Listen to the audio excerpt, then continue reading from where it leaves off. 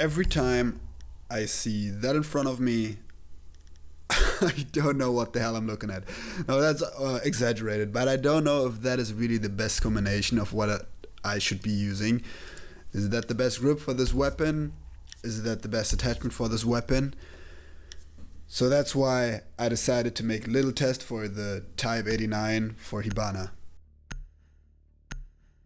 I stood in front of a wall with the weapon and the different grips and barrel types, and with each combination I shot 10 times against this wall, and this then gave me sort of the recoil pattern, which I will now use to make the comparison between all the different spray patterns.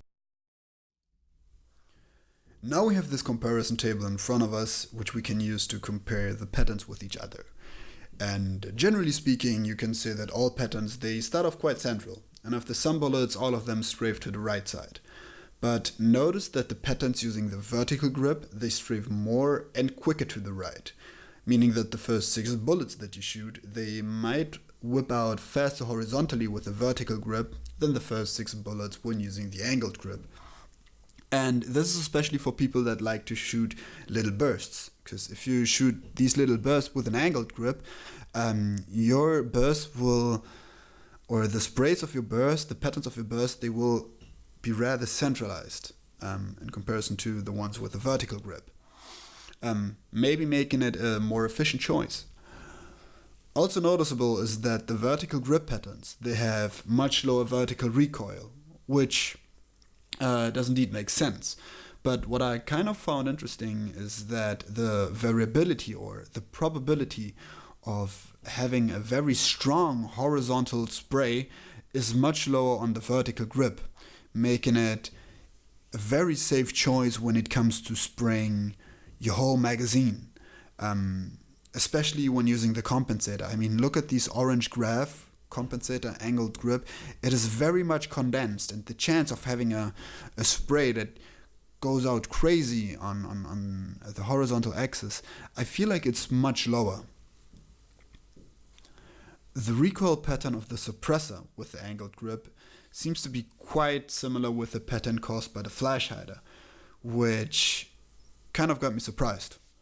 But I would still use the flash hider over the suppressor, since it gives me higher damage making capabilities. And in both cases, vertical and angled, the pattern using the muzzle brake is quite similar to the pattern using the flash hider, which is also very interesting.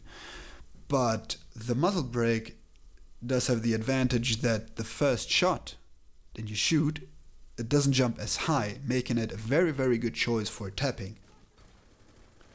So choosing an attachment is definitely preference, and there's probably also more decision making involved than just looking at the recoil itself. You might want to look at the damage, at the ADS speed, and so on. My goal was to give you a visual representation of the recoil pattern, and based on this visual representation, you might be able to choose different attachments based on different attachments that suit your playstyle. I know for now that I'm going to use the angled grip in combination with the compensator, since it has this very, very condensed recoil pattern, and since I like to spray a lot, and since I go for a long spray, this one helps me to keep my spray the most stable. So guys, if you have any questions related to that or to anything else, just write it down in the comments. I am more than happy to answer it if I can. And otherwise, I see you next time. See you around.